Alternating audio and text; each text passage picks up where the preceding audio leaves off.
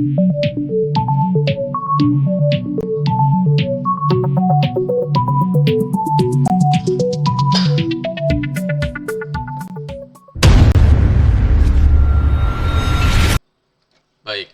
selamat datang dalam channel Kuliah Daring bersama saya Dudi Iman Hartono.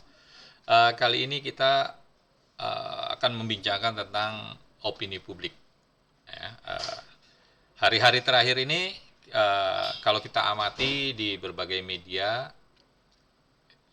nasional tentunya, ramai masing-masing lembaga survei merilis hasil survei mereka terkait persepsi publik mengenai kandidat calon presiden pada 2024. Kita tahu ada 3 nama kandidat calon presiden, Pak Anies Baswedan, Pak Ganjar Pranowo, dan Pak Prabowo Subianto. Oke, rilis hasil survei ini menjadi penting, menjadi signifikan dalam rangka untuk membangun opini publik bahwa calon kandidat tersebut merupakan figur-figur yang dipilih oleh atau disukai oleh publik, dalam hal ini calon konstituen pada Pilpres dan Pemilu tahun 2024 mendatang. Nah, bagaimana perspektif opini publik dalam melihat hasil survei ini? Apa saja karakteristik dari opini publik? Bagaimana tahapan dan proses pembentukannya? Oke, kita simak dalam perbincangan kita dalam kuliah kali ini, kuliah daring kali ini. Namun seperti biasa, jangan lupa silakan tekan tombol subscribe dan tekan juga tombol loncengnya. Oke, baik. Kita langsung pada materi yang akan kita bahas pada kesempatan kali ini. Oke, ya, seperti yang saya sebut di awal, bahwa belakangan muncul berbagai hasil survei dari lembaga-lembaga survei nasional, baik itu lembaga survei yang terdaftar di KPU maupun lembaga-lembaga survei yang belum atau tidak terdaftar. Baik lembaga survei yang kredibel, setengah kredibel, dan mungkin tidak kredibel, masing-masing merilis hasil surveinya melalui media massa. Tentunya ini punya kepentingan, punya tujuan dalam rangka membentuk persepsi publik terhadap calon kandidat tertentu, ya, agar memberikan kesan bahwa calon tersebut memang menjadi pilihan publik, kira-kira gitu. Nah, kalau kita lihat hasil survei dari masing-masing lembaga, ya angkanya cukup dinamis meskipun juga tidak terlalu signifikan. Memang ada beberapa lembaga survei yang kemudian menonjol dalam memenangkan tokoh tertentu, menghasilkan kemenangan untuk tokoh tertentu, maksud saya gitu.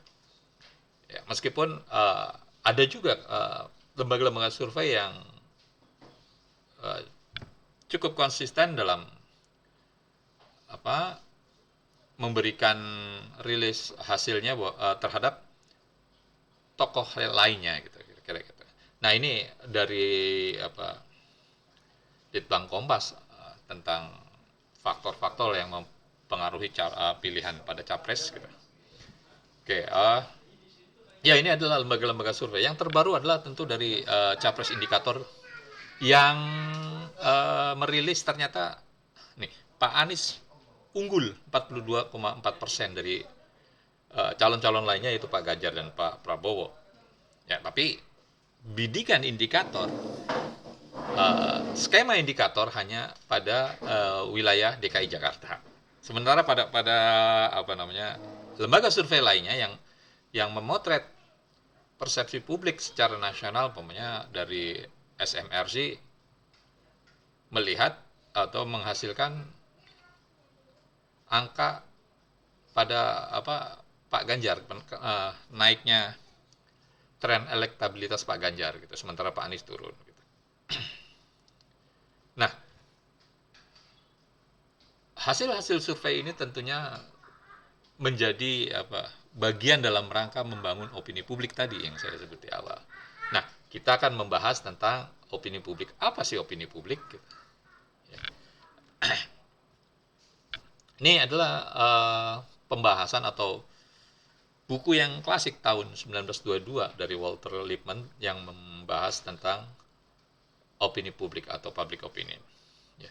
Lippmann mengatakan bahwa opini publik adalah pandangan atau penilaian dimiliki oleh masyarakat secara umum tentang suatu isu atau peristiwa tertentu. Ya. Isunya adalah sekarang terkait dengan elektabilitas capres.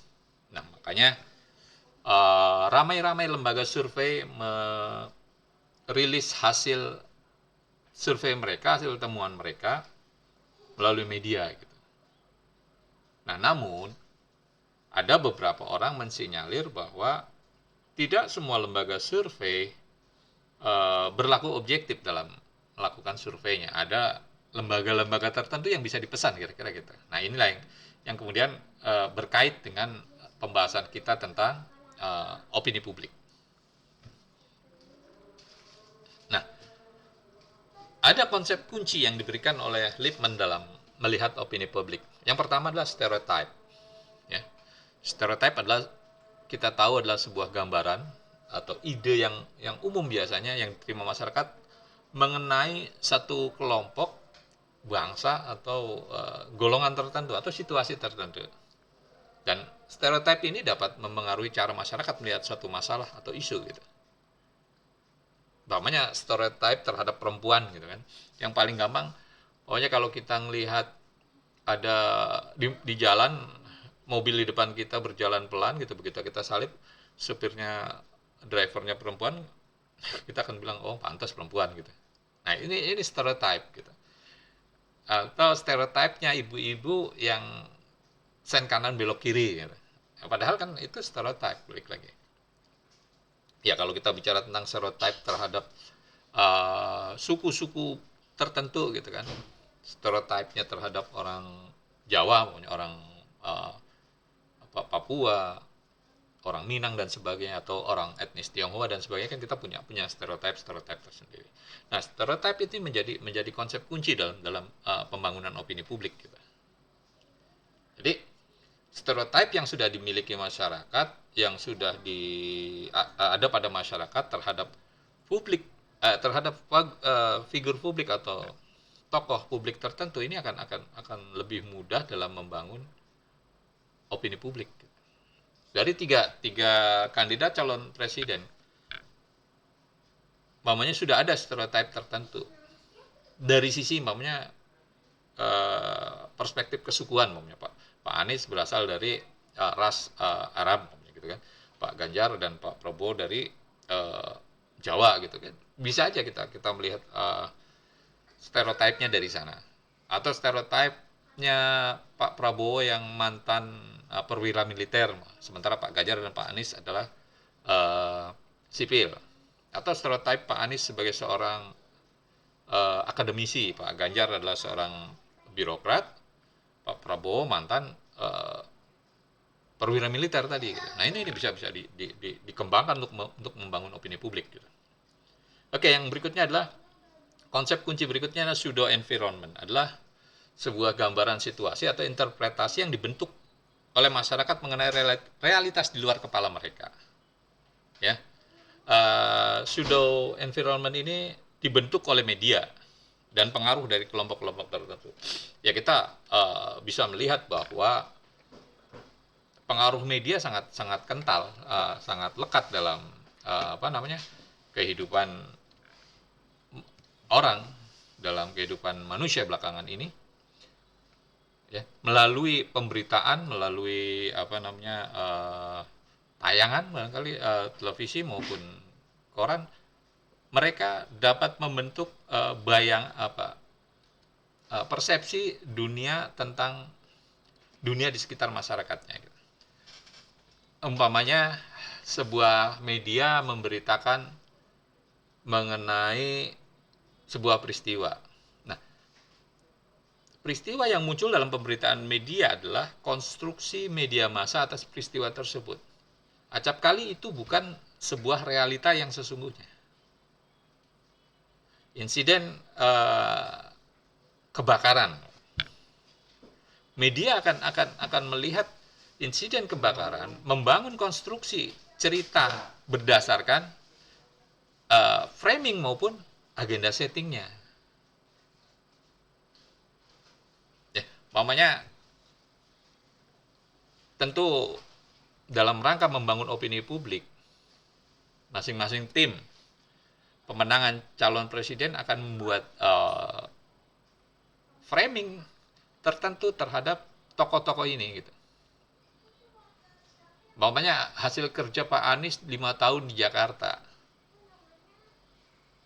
Nah, kita mau memframe-nya pada sisi yang mana gitu. Sisi keberhasilan atau sisi kegagalan.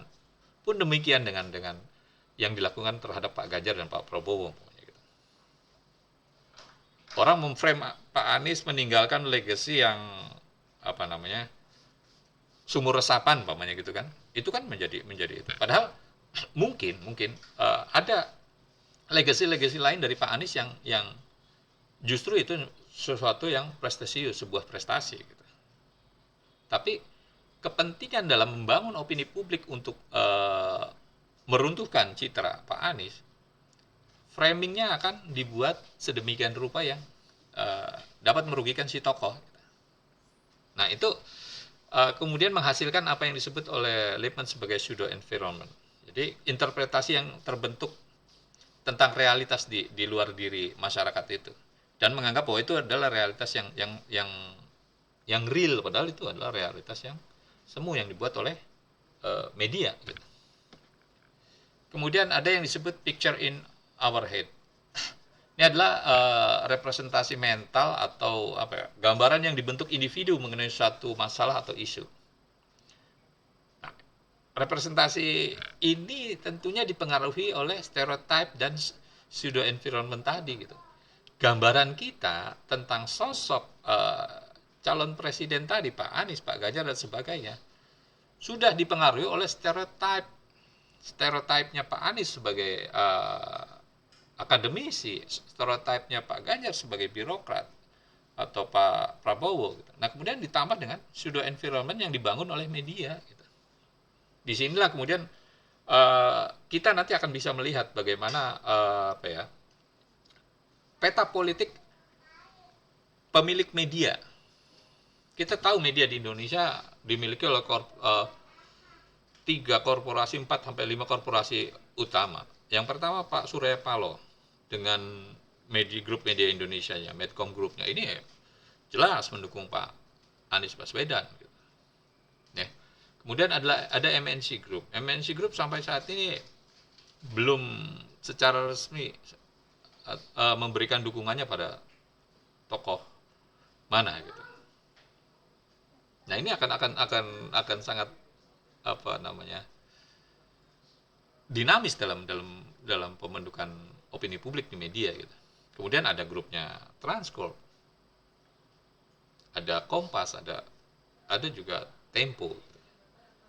Kemudian yang berikutnya, konsep kunci berikutnya adalah persepsi selektif. Ini kecenderungan setiap individu dalam memilih atau menerima informasi yang sesuai dengan pandangan dan kepercayaannya dan mengabaikan informasi yang tidak disukai. Ini berkaitan dengan sebenarnya kalau kita bicara tentang political gain. Jadi gain politik kalau dalam buku yang berjudul Genom itu, gen manusia itu terdiri dari 12 bab kalau nggak salah, 12 bab yang masing-masing babnya itu bercerita tentang ada bab kesehatan, ada bab sejarah, ada bab gen politik dan sebagainya. Nah, persepsi kesukaan manusia dan terhadap sesuatu itu sangat dipengaruhi oleh faktor genetikal tersebut ternyata gitu kan. Jadi faktor rasional itu sesuatu yang belakangan. Yang pertama adalah faktor emosional, persoalan faktor mental. Gitu. Kita menyukai sesuatu ya karena kita menyukai, kemudian kita carikan justifikasinya, kita carikan alasannya yang reasonable, yang akademis dan sebagainya, itu adalah hal yang kedua gitu. Ya, ini nih konsep-konsep kunci yang diberikan oleh Lippmann. Nah, Kenapa? Karena Lippmann melihat bahwa masyarakat modern tidak memiliki akses langsung terhadap realitas, gitu. Sehingga mereka harus bergantung pada media massa, ya kalau sekarang ada media sosial, dan komunikator politik sebagai perantara informasi. Nah, sayangnya ketergantungan itu pada media, kemudian media memiliki dua cara dalam membuat konstruksi realitas melalui pemberitaan. Yang pertama, framing tadi. Framing ini mengarahkan pandangan publik pada satu sudut tertentu. Peristiwanya besar, tapi frame-nya akan digeser pada sudut kiri, atau sudut kanan atau tengah, kira-kira gitu. Karena tidak mungkin juga memframe seluruh peristiwa. Mata kita, pandangan manusia itu kan itu juga framing gitu. Kita melihat ke depan, menatap ke depan gitu. Ya itu sejauh yang bisa kita pandang gitu. Nah, yang berikutnya adalah agenda setting. Agenda setting itu terkait dengan apa saja yang akan kita pilih untuk disajikan ke pembaca, ke publik gitu. Setiap hari. Nah, ini balik lagi ke contoh-contoh tadi, contoh hasil survei gitu. Hasil survei secara nasional bolak-balik mengatakan bahwa Pak Ganjar unggul dari Pak Anies. Nah, bagaimana caranya agar Pak Anies kemudian terlihat unggul dari Pak Ganjar? Nah, di frame lah bagaimana kemudian dipilih kota-kota tertentu yang dimana Pak Anies dipastikan bisa unggul di Jakarta, umpamanya, di Jawa Barat, di Sumatera Barat, umpamanya. Itu pasti akan bisa di frame seperti itu. Nah, agenda settingnya ya itu kita menepiskan pemberitaan-pemberitaan yang memenangkan calon lain, umpamanya. Dalam rangka umpamanya kita sedang mendukung Pak Ganjar, berarti pemberitaan-pemberitaan yang menguntungkan Pak Prabowo, Pak Anies kita skip, atau sebaliknya. Itu agenda setting. Oke. Nah, Lippmann juga memberikan kita pandangan terkait dengan karakteristik opini publik tadi. Ya, yang pertama terbentuk dari stereotype tadi. Ya. Pengalaman mental, gambaran masa lalu, field of experience gitu. Kemudian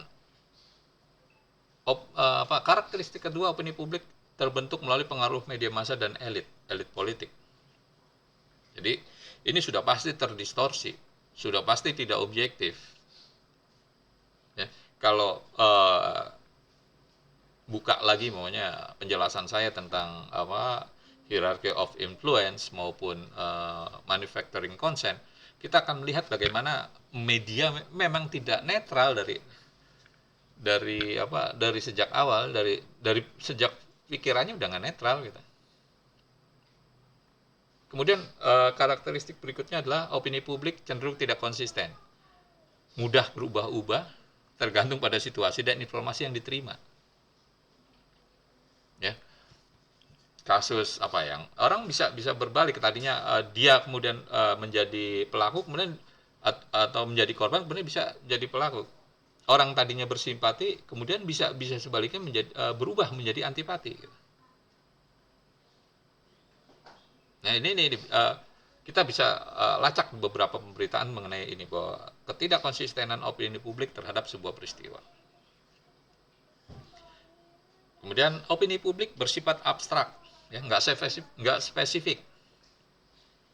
Jadi makanya diukur melalui survei gitu, persepsi publiknya diarahkan pada elektabilitas, namanya gitu, diarahkan pada kesukaan. Nah, itu. Kemudian karakteristik berikutnya menurut Lippmann adalah opini publik seringkali didasarkan pada prasangka, emosi, dan persepsi yang keliru. Ya. Opini publik terhadap Pak Basuki Cahayapurnama sudah terbentuk, terutama di Jakarta. Dia public enemy buat Muslim, katanya gitu. Itulah opini publik hari ini. Apakah kemudian besok bisa berubah? Sangat mungkin gitu. Oke, kemudian menurut Lippmann, opini publik memiliki kecenderungan untuk mengabaikan masalah yang kompleks, sulit dipahami, dan cenderung fokus pada isu yang sederhana dan mudah dipahami. Dalam sistem pemilu ini kan isu-isunya banyak gitu. Isu-isu tentang sistem pemilihan terbuka, tertutup, dan sebagainya. Tapi orang lebih menyukai fokus pada siapa sih nanti capresnya. Gitu. Nah, ini karakteristik opini publik yang disampaikan oleh Walter Lippmann. Oke, kemudian kita lihat fungsi-fungsi opini publik menurut Lippmann. Yang pertama, umpan balik bagi para pemimpin politik. Jadi para pemimpin politik, tim ses dari kandidat tertentu bisa menjadikan opini publik sebagai sumber informasi terhadap kebijakan apa yang harus dilakukan kemudian. Gitu. Umpamanya Pak Ganjar kalah di Jakarta, itu kan informasi yang sangat berguna buat Pak Ganjar dan Pak Prabowo. Gitu. Mengapa? Opini apa yang terbentuk di Jakarta sehingga Pak Anies menang, pokoknya gitu. Nah, kalau itu kemudian bisa dirumuskan menjadi sebuah kebijakan, lakukan. Kan kalau tidak, ya sudah. Biasanya ada kelompok konstituen tertentu yang memang sudah terbentuk, tidak mungkin diubah, ya. Pandangannya terhadap tokoh tertentu, ya sudah, tinggalkan. Lebih baik berkonsentrasi untuk membentuk opini di tempat-tempat yang lain yang lebih netral atau kelompok-kelompok swing voter. Oke, kemudian opini publik mendorong partisipasi politik. Ya, opini publik tentang adanya oligarki politik, di mana daftar calon-calon anggota legislatif dikuasai oleh keluarga-keluarga tertentu. Nah, itu kan mendorong partisipasi publik untuk tidak memilih keluarga tersebut. Atau opini publik terbentuk bahwa sistem pemilu saat ini tidak demokratis. Ini bisa membentuk sikap golput, gitu. Nah. Oke, kemudian opini publik mengatur perilaku sosial, seperti sikap terhadap rasisme, diskriminasi, dan isu-isu moral lainnya. Ya, kita bisa lihatlah tadi dari stereotip tertentu terhadap kelompok dan tokoh suku bangsa tertentu atau ras tertentu, ya. Kemudian opini publik bisa mengurangi ketidakpastian, membantu mengurangi ketidakpastian dalam situasi yang kompleks tadi, gitu. Ya, tentang pemilu, gitu. Sehingga orang lebih terfokus opininya pada siapa sih calon presidennya, gitu. Padahal ada hal lain yang juga penting, tidak kalah pentingnya ketimbang melulu urusan calon presiden, calon legislatifnya, calon DPD-nya itu kan juga mempengaruhi dalam proses pengambilan keputusan berikutnya, gitu. Presiden bukan satu-satunya pembuat undang-undang, tapi ada legislasi, ada DPR. Nah, ini juga penting. Kemudian memberikan legitimasi bagi kebijakan publik, ya. Opini publik yang terbentuk, publik menginginkan penurunan pajak terhadap kendaraan, pajak listrik dan mobil listrik dan sebagainya. Itu kan akan memberikan legitimasi pemerintah dalam rangka membuat sebuah kebijakan. Opini publik selama COVID-19 gitu, bahwa pertumbuhan ekonomi menurun dan sebagainya, kan itu pemerintah bisa memberikan membuat kebijakan-kebijakan adanya pengurangan terhadap pajak, keringanan pembayaran cicilan terhadap KPR dan sebagainya, kan itu kemarin dijalankan, dilakukan. Nah, ada satu buku yang juga penting dari Herbert Blumer yang judulnya Symbolic Interactionism, ya, Perspective and Method. Ini berkaitan bagaimana simbol digunakan dalam pembentukan opini publik gitu. Bloomer mengatakan opini publik merupakan pandangan yang diterima secara luas oleh masyarakat tentang satu isu atau masalah yang penting bagi masyarakat tersebut. Dan ini dipengaruhi oleh interaksi sosial yang terjadi di antara individu di masyarakat. Ya. Ini apa? Yes. Apa namanya? Definisinya sama gitu. Nah, tahapannya kita bicara tentang tahapan opini publik menurut Bloomer. Karena Bloomer berbicara atau memfokuskan pada interactionism simbolik, dia bicara tentang tahapan sensitization atau pemahaman individu dalam isu-isu yang ada dalam masyarakat. Ya. Ini proses pertama dari munculnya opini publik adalah tentang ini. Seberapa paham masyarakat terhadap isu yang muncul. Umpamanya isu tentang Pak Anies Baswedan sebagai tokoh yang dicap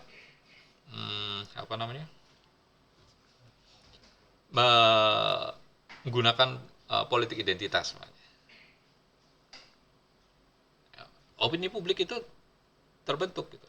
Nah, ini diawali dari bagaimana pemahaman si individu-individu dalam masyarakat tentang tentang sosok Pak Anies, kiprah Pak Anies, gitu, latar belakang Pak Anies dan sebagainya. Kedua, tentang politik identitas itu sendiri, apa sih politik identitas dan sebagainya. Ini akan sangat mempengaruhi cap yang akan diberikan pada si tokoh tersebut. Kemudian conversion, ada perubahan. Perubahan ini terkait dengan adanya informasi yang masuk, ada interaksi gitu. Si individu kemudian berdialog, dia mencari literasi tentang siapa Pak Anies, kiprahnya seperti apa, kemudian literasi tentang politik identitas sendiri, kemudian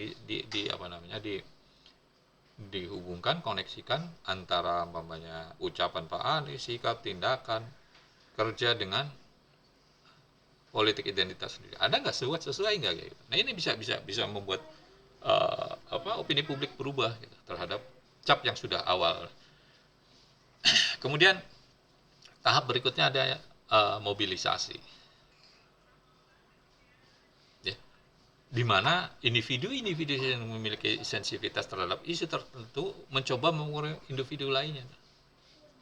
Nah, ini bisa dilakukan melalui media massa, media sosial dan sebagainya. Ini yang terjadi ketika proses pilkada 2017 di Jakarta, mobilisasi terhadap massa Islam terhadap Pak Ahok kan sangat masif. Gitu. Nah, Bloomer memberikan beberapa rekomendasi bagaimana membangun simbol dalam rangka pembentukan opini publik.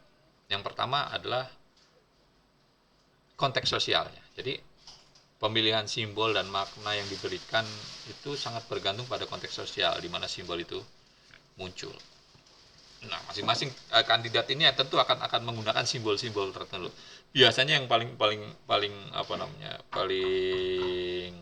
banyak disukai itu simbol religius. Sehingga akan muncul foto-foto ya dia lagi sholat gitu, berada di tengah-tengah masyarakat agama gitu. Bahkan kemudian simbol-simbol tertentu menggunakan kopiah, peci, gamis barangkali dan sebagainya, itu akan sering terlihat gitu. Orang yang sehari-hari nggak pernah melakukan itu tiba-tiba ya mau nggak mau dalam konteks ini akan menggunakan itu. Ya kan kita bisa lihat dulu istrinya Pak Jokowi, Bu Riana itu dalam masa kampanye menggunakan jilbab kan gitu. Oke, kemudian menjaga keberagaman dalam penggunaan simbol. Ya, hati-hati, ada simbol-simbol tertentu yang kemudian bisa menyinggung kelompok lain. Ya. Kita berada dalam negara di mana keberagaman menjadi sangat ya pasti itu tidak bisa ditolak, dinafikan. Kita harus hati-hati. Jangan sampai kemudian menggunakan simbol-simbol tertentu yang kemudian dapat menyinggung perasaan. Kemudian mendorong partisipasi aktif masyarakat. Ya. Pada dasarnya opini publik seharusnya menurut Bloomer